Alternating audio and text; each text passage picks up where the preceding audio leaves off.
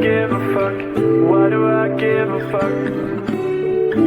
Why do I try so hard? Why do I care so much? Welcome to Why Do I Give a Fuck? A cross-cultural conversation between myself, Diane Tate, and Johanna Thompson. In these times of great struggle and possible shift, we ask ourselves, why do we give a fuck about any of it? How does the lens we see the world through impact what we see? And what do we do about it? Okay, so we're on this discussion about They Cloned Tyrone, and I'm so happy that we're having this conversation at the beginning of the year, especially since we were closing out the year talking about decolonization. This really feeds into it, because if we're thinking about the ways that all of us need to reprogram our understanding, like the political, the ideological, the faith-based and theoretical ways that we are experiencing the world, They Cloned Tyrone really allows us to have a greater understanding of the tropes that are happening specifically in the Black community, which is why I appreciated this movie, though it was laborious to get through that first half hour to 45 minutes because of the pain of the images and the level of entertainment that we get from these archetypal tropes. I don't want to act like it's also not funny to like it is funny to over exaggerate the pimp and the hoe and the drug dealer in these communities. We know that they exist, and we know that there is a narrative about them specifically in the Black community, though they exist in all communities. Yeah. But spoiler alert. Let's see, before you get started, I'm sorry to interrupt, but spoiler alert. We said this in the last episode. If you haven't watched They Cloned Tyrone, we're going to be talking a lot about the details of it. We're going to be revealing some spoilers. So you pause us, go watch the movie, then come back if you want to, but we need to dig into the details, and there's no way to do that without spoiling it. So just we're going to talk about it. And I mean, so it's funny because spoiler alert and no, because we have seen these stories about our communities, right? And just by the name of They Cloned Tyrone. So we know that Tyrone is getting cloned, y'all. We know that other people in the community are getting cloned. Like, that's just the reality of what it is that you're hearing and listening to. But it's the way that they talk about it that is particularly interesting, and like a really good eye-opening way to think about mind control and programming. And some of the things that I wanted to talk about is like this element of like having like the criminal industrial conspirators. It's like some language that I think is like really great. Industrial conspirators controlling our minds. And in the Black community, there are specific themes that we talk about. And you mentioned this on the first part of the episodes, that we are being mind controlled through our food. They specifically spoke into chicken, because there is this narrative about Black folks loving chicken, but I know everybody loves chicken because I've been across the world, and everywhere you go, there's somebody that has like a real good chicken meal. So, but this chicken narrative and it being in the food, and the food being poisoned in a way that also causes some type of mind control and causes some type of impact on the community. Not only that, with the hair care products, because there has been a long term of Black women in particular doing things to their hair, to liking it more to white hair. So like perming your hair to straighten out the curls, hot combing, and doing this whole very violent process to the head. So and I can say that as a person with locks in their hair, nothing to my sisters who are doing all the things to their hair, but we do know nowadays that there's tons of chemicals in those things that are really harmful to our hair and to our biological function. Also talking about like disrupting faith, because in Black communities, we've really known that faith is a guiding force on how to be in community with one another and how to relate to another. A lot of people go into the church house in Black communities, and it's disrupted through this mind control, or it's being used in a particular way in this movie to speak about mind control. They're talking about also trust and obedience and programming, and like getting people to be obedience to the larger narrative that folks want. They want the pimp, the hoe, and the drug dealer in the communities, because that specific archetype keeps the community down in a particular type of way. Yeah. And throughout this movie, I'm not sure if you noticed, but the only person that was moving through all of the iterations, the Nancy Drew character, the person who was trying to uncover and figure it out, was the archetype of the Black woman, though the Black woman was seen as a prostitute, right? So like a hypersexualized female. So it's another archetype that is given about the Black woman, but that is the one person that was not being impacted by all of this mind control stuff. She was able I to did notice that. Yeah, when they had the confrontation with the Kiefer Sutherland character, she was the one that didn't get and at the restaurant, she was like, it's in the chicken. Don't right, eat the right, chicken. right. Don't At the eat the church, she chicken. was like, Right. cover your ears. Don't listen to this. So it was the Black woman who was like being the messenger that is like trying to like help people connect to the level of mind control, which I thought was lovely and fascinating. I did love that. But I was curious about your thoughts around, because at one point we realized that Fontaine, who is the main character, who is the Tyrone character, he realizes that his mom is not real. That there are a couple of times that he goes through his iteration of his experience in the world before he realizes he's been cloned. And he makes a sandwich and he goes past his mom's door in his house and he says, "Ma, I made a sandwich. Do you want one?" And she answers and says, "No, honey, I ate at the fish fry. I'm still full." Or and to contextualize this, hold on. We have to say that he has been having a conversation with his mother through a door for a long period, because one of the things that they did with these archetypal tropes in this movie is humanize them and explain what their situation actually was. Yes. And what I understood about Fontaine, because he had a major traumatic event that happened to his life, through the ways that people move through community, he lost his little brother. And so that, in his understanding and world, made his mother go into a severe depression where she pretty much stayed in the room and didn't come out, and there was no real connection. And Fontaine was trying to hold his mother as he held himself, working through the trauma and never actually being able to have any type of support to go through the bereavement of that level of loss of his little brother, which is also the relationship that he had with the little boy who he asked to be a snitch, was falling into place as his little brother. So he was really being very protective of him in the snitching. And that wasn't really spoken to. We never actually saw Fontaine dealing any drugs. We did see him actually dealing with people in the community, but you never saw him doing any form of exchange. He was the archetype of the drug dealer. Right. Actually was taking care of the little boy, making sure that the little boy did his homework, actually beating up the people who actually were selling the drugs in community. And he also had this relationship with the pimp in the community where he was extracting, I'm not sure from the pimp, because we never really saw what he went to the pimp's house to like get. He was trying to find something from him, but it was like money. It was money. Yeah, it was money because his resource. But I don't know what it was from. I don't know if he was getting a cut from. Yeah. And because we saw the pimp not actually having power in the community, he was an extremely weak person that didn't command what we have an expectation of pimps to actually be doing, but just his presence actually had an impact, but not that he was actually doing anything. His presence had an impact. And I think that was central to them making a point about the movie and these archetypes and tropes that we have in Black communities that create harm.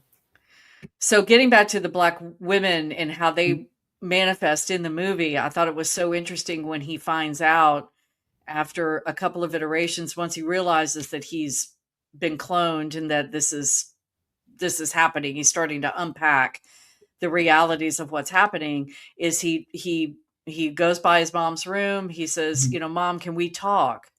Yes. And she says, "Not right now, honey. I'm watching my stories." And he opens the door. He's like done with this. And he opens the door and he finds a recorder on a table. There's nothing else in the room, just a table with a recorder on it. And the recorder is voice activated to answer his questions. And of course he gets very upset, and he, because we have no idea what happened to his mom. And, at this point, we have no idea how many times he's been cloned. We have no idea how long he's been caught in this loop and still mourning is the loss of his brother. We find out a little bit later, but we, at this point we don't know. So yeah, I thought it was very interesting, the role of the Black woman in this, and how and even to where the prostitute character Yo-Yo gets, when she's the Nancy Drew. I'll start to call her the Nancy Drew because I don't like that. She becomes much more in her evolution in the movie.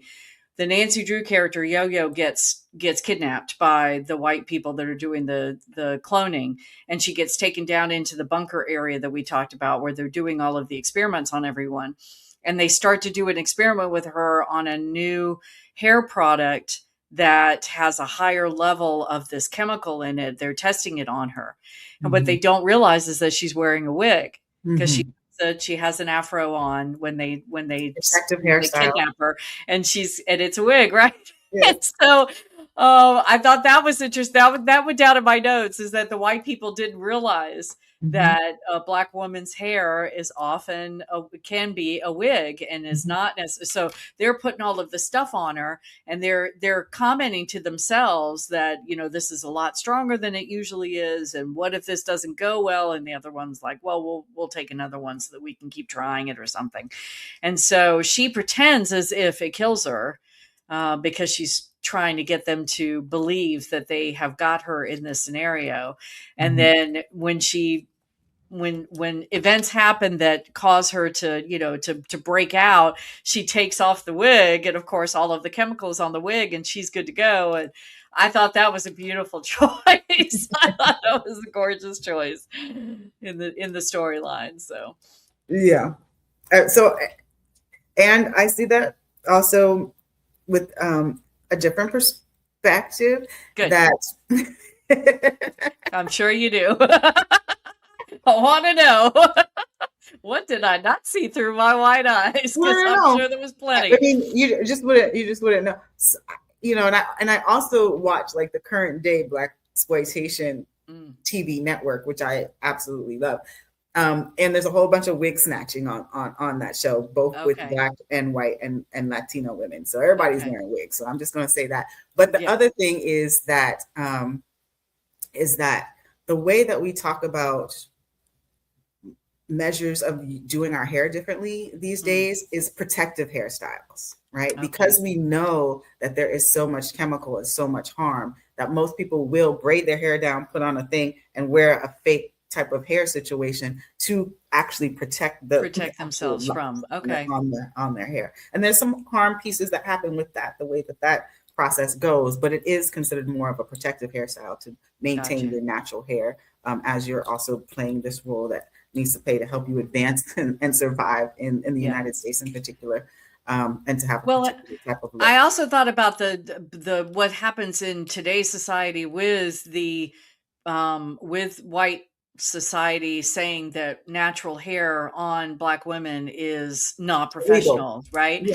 Not legal, not professional. And so they've made it, criminalized it to and we did get the Crown Act, but I have no idea if that's even still in I mean, we get this legislation, but how it's translated and how it executes in communities and schools, you know that a lot of young people, they're getting their hair cut, they're getting arrested, they're getting thrown out of school. Young people getting braided, getting locks cut off because can't compete in sports and that kind of thing. So so that I thought that was another choice, another part of that weaving of storytelling into what's happening today. And being able to have this protective hairstyle protected her from this mind control that was happening through this community. One of the things that I thought was really interesting is that they said that they were winning the future race. So in this, creating this lab in a Black community and doing all of this testing on like the social behaviors of Black people to make a determination about what the future race should look like. To your point, they were talking about making communities safer through assimilation. And the assimilation was also trying to maintain this authenticity of like Black culture within it. Right. So Black culture was the thing that was the catalyst that was pushing it through, and they were trying to maintain that part of Black culture, but make it white. Have whiteness take it over. I know the dichotomy of that, and then as we get as we start to unpack more the storyline, when our main characters Fontaine, Slick, and Yo-Yo go down into and disrupt what's going on down in the bunker and try to free the clones and that kind of thing. We find out that the original Fontaine is the Architect. is the lead chemist that is pushing this project. And his line that I just really just kind of blew me away was assimilation is better than annihilation. And that was his, when he has a conversation with the current Fontaine, and they talk about why this is happening, and he says, well, assimilation is better than annihilation, and they were going to annihilate us anyway, so this way.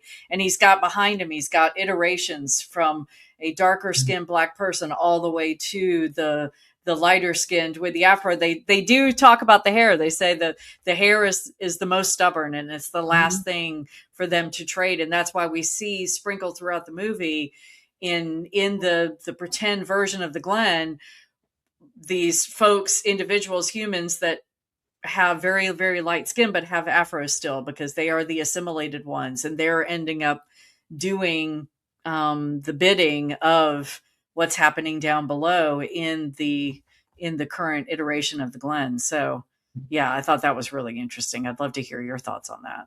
Yeah, and our hair is a central part of our culture. It's always been for both, male and female identified people. And like, if you're going into like the hoteps of us out there, I'm one of them folks, but like the hair and the coils of the hair are the connection to the sun, and the connection to the power, the connection to the origin space. Gotcha. And so if you have that knowledge and understanding, which is clear, the directors and the writers of this movie have this understanding, and that's why they kept the afro, and the afro is a symbol of Black power. Even though you were becoming closer, you're in your proximity to whiteness, you still had this like core central connection to origin space and origin power through the afro, and through the connection. But it wasn't through lack of trying. They were trying to get the hair to change. They were trying to get the hair to change, but they weren't, because the evolution of the human that they created, that archetype of this white Black person with the afro was the thing that was there. They weren't trying to change that afro. I think they were. I remember the original Fontaine saying, the hair is the last thing to change because it's been so stubborn, but we'll keep working on it and we'll get it right eventually. So he said in his conversation to the current Fontaine that they were trying to get that. The only reason the hair still looked Black identified was because it was being stubborn and they hadn't quite figured out how to get that to fully change. So missed that. Well, and I wanted to ask you, what were your thoughts about a Black man being the originator of this assimilation project? How does that land on you? Because that was a Black person that was thinking that assimilation was better than annihilation. That was a Black person that is choosing that. And there's in every iteration of capitalism and hierarchy, you do need these folks who but you do have these characters, these folks who prescribe to assimilation. A lot of people in the US who are Black identified prescribe to assimilation, prescribe to the narratives that they have to the narratives that they have been feeding us, the ways that they've been controlling our mind. Right. So I didn't have there's also the narrative that Black folks sold slaves, that's how it landed on me. I felt like it was I didn't like that choice, I guess. I understand it as you're putting it to me now, but my gut reaction when I watched the movie the first time was that it was classic whiteness that they would choose to depict a Black man as the driver of the assimilation project. I don't know. That felt very white, mighty white. I forgot about it. So I'm in reflection of it, because I really did that didn't hold a significant an impact to me that it was Fontaine. Interesting. Because I understand trying to survive in oppression. Right. And so what that Fontaine's character made the decision that directing, I guess, the assimilation is better than annihilation. He says it. Yeah, yeah. He explains that that's why he's doing it. Yeah. And then, yeah, in a racial context, I understand that making sense because we wouldn't exist in any way. Right. What I appreciated and loved is the disruption of that from the pimp, the hoe, and the prostitute, the characters that people kind of disregard out of our communities. Right, right. And those people are still part of the community. Like they still are part of the community in different ways. And pimping and hoeing, I think, takes on all kinds of iterations. I just think that in Black community archetypes, you see it like exaggerated. That's the word that I want to use. You like see it exaggerated, but like this whole concept of a man having control and power over a woman and exploiting the feminine for their own gain is a part of the capitalistic structure, right? Right, right. You know, gender. Right. Assigning things to specific genders for the purposefulness of control. And then I also love that this came out of a racist joke. So, you know, a pimp, a drug dealer and a hoe walk into a bar. Yeah. To the bar, and like what happens, and it's just like that's how we get to the future race, you know, right. in the whole context. So like all of the layers of convolution that this movie gives us are the layers of convolution that capitalism and white supremacy give us as it's talking about mind controlling, specifically in the Black community. I feel like this was a movie for Black folks who want to get awoke. You say get woken up to what? Because I feel like Black folks knows so much more. The Black community knows so much more about this than white people do. So I'm curious about what. Not the level of mind control, because there's a lot of people gotcha. that are walking around not recognizing that the food is unhealthy, not recognizing that the hair that we're getting, we're coming from a very privileged social justice arm where we're paying attention to these things, but the masses of people are listening to the music, are having the impacts of the music, are eating the food, are becoming very, very unhealthy in our communities, are having a specific relationship to their faith base that's being tripped, and faith base is a core component of the culture coming out of the continent of Africa. There's always been some faith component that has been central to existing, like social relationships. All of those things, the masses are not really paying attention to, or just going along with this assimilation, and also are being very anti-Black in their existence, and not recognizing the level of anti-Blackness when you're walking around and your belief system is that which those who are in control and power, and you can only ascribe to those. Then you need to have these movies to like wake yourself up into thinking about how you're impacted by these things. I really loved another piece that I loved about the storyline and how it unfolded was when the three main characters, the pimp, the drug dealer, the Fontaine, Slick, and Yo-Yo, when they come to the realization and they want to storm the gates, as it were, storm the underground system, they utilize, because they know they're being watched, right? They know they're being listened to. They know they're being watched, everything that they do. So in order to not tip off the white man that they have figured out what the circumstances are, they come up with a plan and they communicate with each other while they're still doing the things that the white community, that whiteness expects them to do. So at one point, one of the characters, I think it was Biddy, who's giving information to a rival drug dealer, because the plan is that Fontaine will get shot again. and he'll supposedly die, and they'll come and pick his body up and take him down to the bunker, and that's how they'll get in. Infiltrate. Yeah, that's how they infiltrate. But they've got to pass this information. They've got to come up with this plan and then like pass the details along. So at one point, Biddy's she's another character that's a prostitute in the Glen, and she's pretending like she's servicing somebody while she's talking to him. So her body's bobbing up and down like this, but they're talking plans. Yeah. And that's not the first, there's like 2 or 3 different scenes where they're sharing information about the plan, but they're doing it within the context visually of what they would normally be doing. And I just thought that was hilarious because, it's just it can be so easy because whiteness can be so blind to the awakening and what people are doing. As long as we're seeing what we feel like we should be seeing, we're like, phew, everything's good and nothing's being disrupted. Yeah.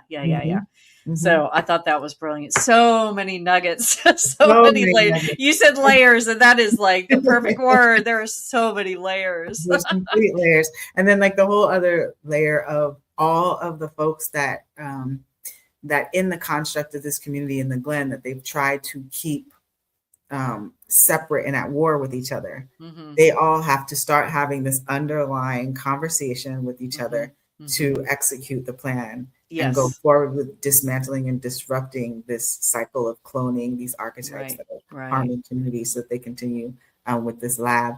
And so you get to the place where everybody is working together to dismantle and disrupt. So like there's also messaging in that is that you need a united front of people that have that play different positions to come together to actually disrupt these systems of mind control that is impacting everyone. What else was juicy and good in this? Oh gosh. Well, towards the end when they liberate the clones, right? They get all the clones out of there because they've got this big warehouse space with lots of pods in it where the clones are being developed, and so they let them all go. Well, these clones don't have, because when they would put another clone out into the Glen, they would give them the memories of previous iterations so that when they went out into the world, they knew who they were, they knew how to function, they knew all of these things. Well, when they release all the clones, first of all, a bunch of naked people walking around, and they're coming up to the surface from this underground lab, and they don't know who they are, they don't know where they are, they don't know what, they don't have any of the memories, they don't have any of the foundational information. They're just these bodies walking around. They are decolonized. They're fresh. They're fresh, right? They're brand new. And so, I thought that was such an interesting scene to see how the news people were relating what they were seeing and what was happening, because a lot of them were white, and then and they just don't know what to do with themselves. All these naked black people walking around, and it's fascinating. And then I don't know if we want to give like the very last reveal away or if we want to hold that back. At the very end, at the very end, after liberation happens, we suddenly see a new version of Fontaine. He's got a different name, and he's in a different city. If you're remembering the very end of the movie, did you track that? My memory escapes me at this moment. So the type is just placed in another place, right? It just they show that they at the very end of the movie, when everything has been revealed in the Glen, we now find ourselves in LA, and all of the same characters, because they're doing all the same thing, and it's a very LA version of the story and the tropes and but it's all the same. The Fontaine character is coming out of the thing. Oh, and the elders, we didn't talk about remember the elder that was outside of the community of the convenience store, and he portrays, you expect or think that he's just this drunk who's always sitting there and always drinking and always out of it, but he knew that Tyrone was being cloned, and he would drop these little Easter eggs, and once Tyrone figured out he was being cloned, the first time he revisited the elder and he heard the Easter egg, he was like, wait a minute, you know what's going on. You've always known, You I hold thought the that was really knowledge. cool. You hold the knowledge, and that like really speaks to like this intergenerational conversation, is that we kind of like discard people in our communities that really do hold a lot of wisdom, but they have chosen to check out, and we don't give them any credibility, really, honestly. Yeah. And it's because they are not participating and playing with the cloning and the mind control that's happening, and they look like a crazy person or unhoused person or an alcoholic person that has just checked out. And they have checked out. They've checked out of being having their mind controlled. So it's really a very beautiful movie. And if this conversation seems like it was all over the place, because there's so many components of mind control that this movie is speaking into and describing, as far as like the tropes and the overgeneralization in the Black community in particular. And yeah, I think it's a transformative. I think it's a really well done movie. There's a couple of them out there that really make you check in with the realities that we exist in. And so. Well, the last movie talk we had was about the American Society of the Magical Negroes, and that was another one. I mean, this felt like right along those lines in terms of the messaging, and how the messaging for people that look like me was so intentional, but also different than the messaging for people that look like you, and how both sides. I mean, it's like a perfect Pixar movie, the animated movies, where they put enough nuggets in for the kids to be laughing, but they also put the nuggets in for the adults to be laughing. So it's a movie for both. In contrast, which I think is interesting, just to end this movie talk, Brian and I watched another movie the other day that seemed to be trying to do a similar thing that They Cloned Tyrone did, but in a way more. We had to turn it off. We couldn't watch it. Undercover Brother. Have you seen that? Oh my God, it was bad. I don't know. I don't. I mean, there's another movie that I'm thinking about where it has capitalism basically transforming humans into animals to be like workhorses. Oh wow. No, that's another really, really good one. I'll tell you the name of that the next time. But I did want to go out to Annihilation is Better Than Assimilation. And I had a note that I made that the type of assimilation that was being proposed in They Cloned Tyrone is annihilation. Yes. And so that is something. It's not an either or. Yes. As an indigenous, right? And thinking about like the assimilation of indigenous communities as the U.S. territory was being formed, they were sending young indigenous young people to schools, but that was like completely breaking down the fabric of indigenous communities when they were young people away, trying to train them in different ways of understanding, knowing, and being in culture, and that has completely annihilated the demographic of our population and humanity when you do this type of assimilation. And especially because you're trying to hold the authenticity of the difference that the community brings. And so it's really some real fuckery out there. That's the best way I can say it. It's real fuckery. Complete fuckery exists. Yeah. So anybody that's listening, and if you're watching on YouTube, we want to hear, watch the movie. And then we want to hear in the comments, what were your thoughts? Did we miss something that you saw that you wanted to share with us? Because and we didn't get to everything. We did not get to everything. No, please have a conversation. So many things. So but thank you for the dialogue. I appreciate it, and we'll see you guys on the next episode. All right, blessings. Why do I give a fuck? Thanks for joining us. Until next time. As you move throughout your day, continue to ask yourself, Why do I give a fuck is produced in collaboration with Johanna and Diane. Music by Norwegian musician Water. See you next time.